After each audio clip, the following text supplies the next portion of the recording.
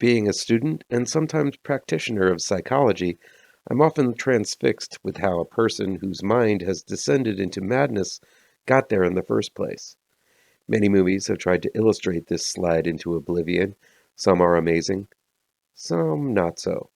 But very few are going to reach the levels of intensity that Resurrection does.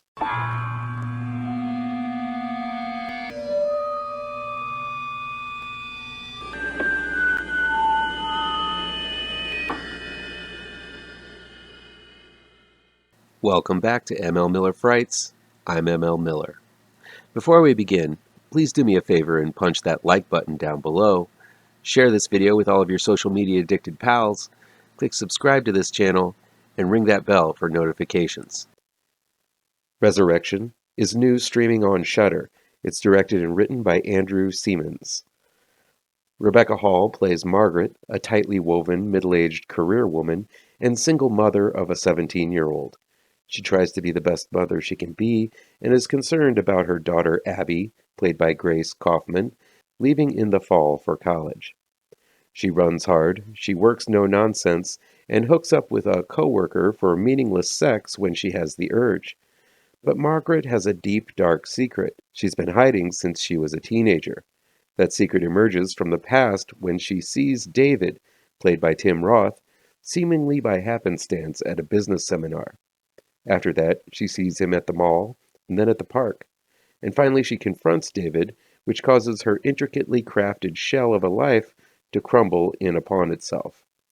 Now she must find some way to combat her personal demons, demons that seem to be easily manipulated by David simply by his presence, for the sake of her daughter and her own sanity. Resurrection is a deeply character-driven and emotionally rich film about one very unwell woman manipulated by a sadistic man. I don't want to get into the gory details. Rebecca Hall does a fantastic job of unloading her truly traumatic and heinous story in a monologue that is downright Oscar-worthy. While some of the details of her story seem fantastical, Hall as Margaret illustrates how a seemingly sensible mind could believe the terrors that David unleashed upon her are true. This is a story that's not going to be for the faint at heart. There are those who are going to want to turn off the film when Margaret reveals her story, but if you do so, you're going to miss two of the best performances you're going to see in a psychological horror movie this year. I guess the term gaslighting has been tossed around while discussing Resurrection, as it is about an older man taking advantage of a younger woman. While that term has only just become in fashion due to the Me Too movement, I guess it's been around for ages. Still, it's basically one person taking advantage of another person. One might want to fixate on the ages of the two people involved, with one, Margaret, being a teenager at the time, and the other, much older, David. But I think to do so only brings a disservice to the mature and layered performances both Hall and Roth give to Resurrection. This is not a story of a girl taken advantage of by an older guy. Well, it is, but the story of Resurrection focuses on what happens long after that instance when two adults meet after this type of abusive and manipulative relationship is long over. It focuses on the long-lasting effects a relationship like this has on future relationships. How does a woman who has been taken advantage of pick herself up and put her life back together, especially after the particularly horrifying abuse she endured? Resurrection is more about that, making it a much more mature and sophisticated dissection of complex feelings and emotions. I've read some angry reviews of Resurrection, as reviewers, so caught up in current trends and their own emotions surfaced by this film, do not understand why Margaret would fall under David's spell all over again. But unlike Hollywood movies, Resurrection feels much more real and intense than I think a broader audience might be able to handle. This isn't a film where there are winners and losers.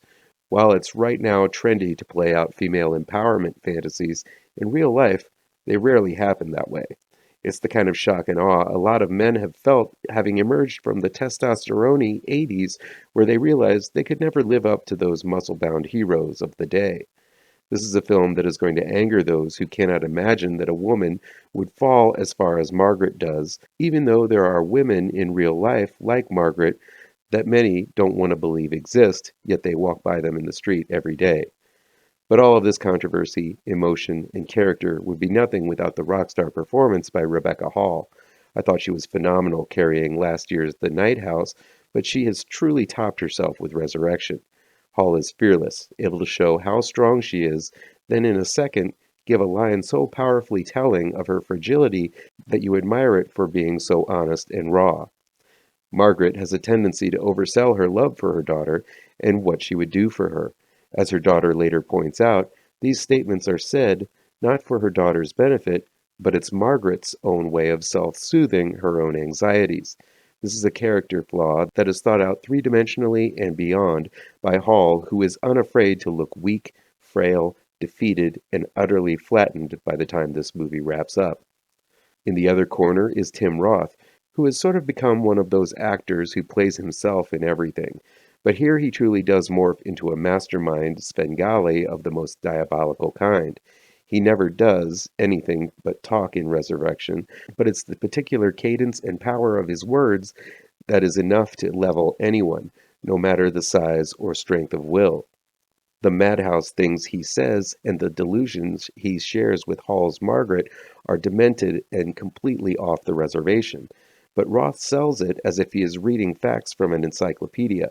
It's wonderful seeing him bring this script and this truly iconic movie monster to life. Rounding out the cast is Grace Kaufman, who gives a wonderful performance as Margaret's daughter, Abby. Her demeanor and reactions are all too real and believable, showing true fear and concern for her mother, who is falling to pieces in front of her by the day. Kaufman does a fantastic job of playing a typical child, despite Margaret's obvious mental fractures. She's utterly likable in the role, and the sole sane voice in a sea of insanity through most of the film. The ending of Resurrection is going to leave more than a few scratching their temples. It is vague, but given the series of events that have occurred, it's pretty obvious what happened, no matter what the film might be showing you in the final moments. Was David all in Margaret's head? Was it her daughter Abby's accident that simply triggered everything? Most of Margaret and David's scenes are solely between the two of them, though there are a few where another person seems to acknowledge him, which I think was a mistake, as having the question as to whether David was real or not only adds to the psychological fuckery going on. Whether David is there or not, Margaret believes he is, and that's all that matters in the way this story plays out. This is a complex film that dissects a fragile mind that has been intricately put together and then shattered apart again long after the glue has set. Resurrection is one of the best psychological thrillers you're going to see, though the depth of horror it goes, simply with its script, is worse than 1,000 nightmares put together. Prepare yourself for a very dark ride, driven by two extremely talented actors in Hall and Roth, and maybe, just maybe, you'll be prepared for Resurrection.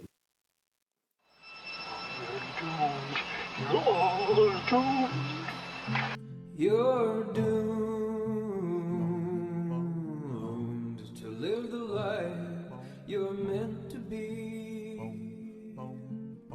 stuck inside your reality.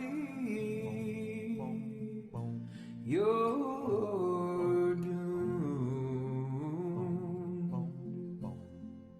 Oh, you're doomed. You're doomed. You're doomed. Live the life that you are meant to be. Live inside that reality.